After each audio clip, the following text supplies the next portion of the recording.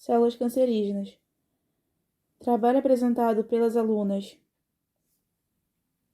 Aline de Brito, Camila Cordeiro, Janaína Gomes, Érica Cristine, Laura da Rocha, Lidiane Lohane e Vitória da Silva.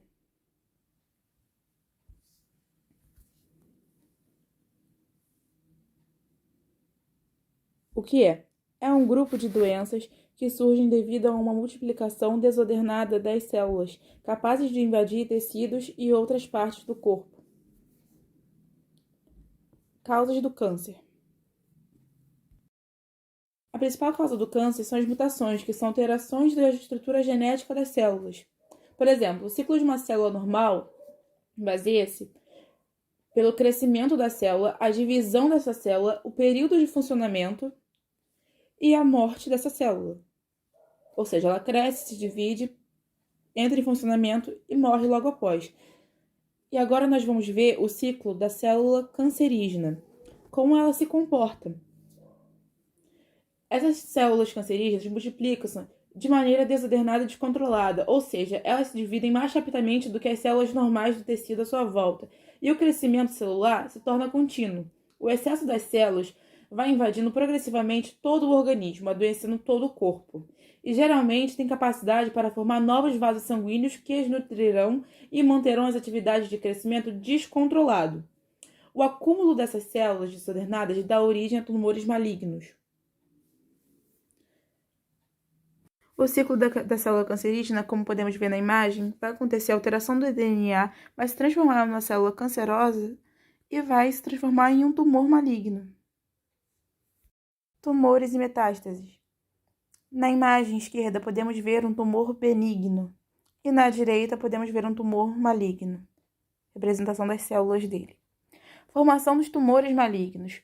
É o acúmulo de células cancerígenas e, como podemos ver na imagem a seguir, temos o esquema de como elas se diferenciam-se. Ela se transforma em uma célula normal, depois ocorre uma divisão celular e no meio dessa divisão celular a célula é mutada.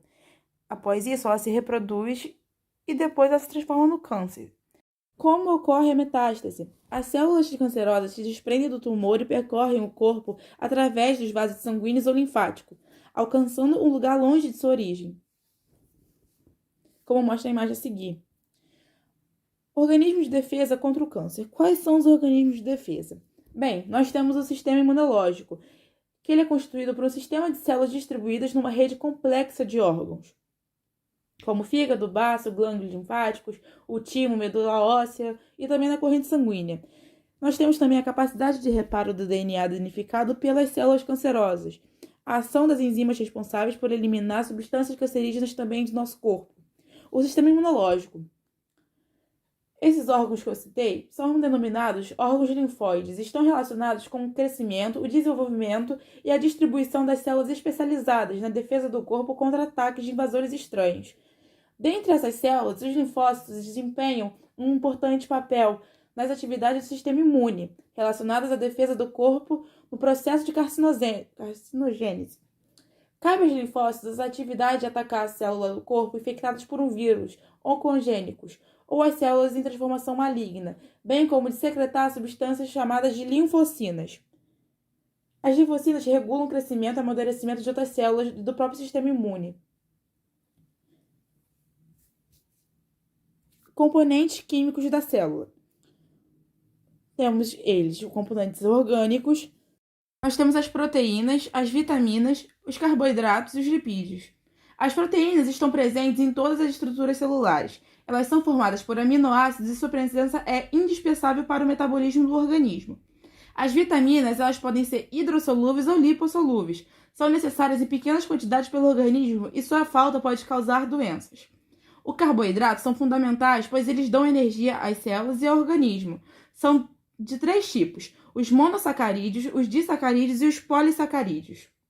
Alguns têm função estrutural, como a celulose e a quitina, e de reserva, como o amido e o glicogênio. Nós também temos o lipídio, que são insolúveis em água e atuam como reserva de energia, isolante térmico e entre outras coisas. São classificados em glicerídeos, ceras, esteroides, fosfolipídios e carotenoide, compõem estruturas celulares. Agora nós também temos os componentes inorgânicos, que temos os sais minerais e a água.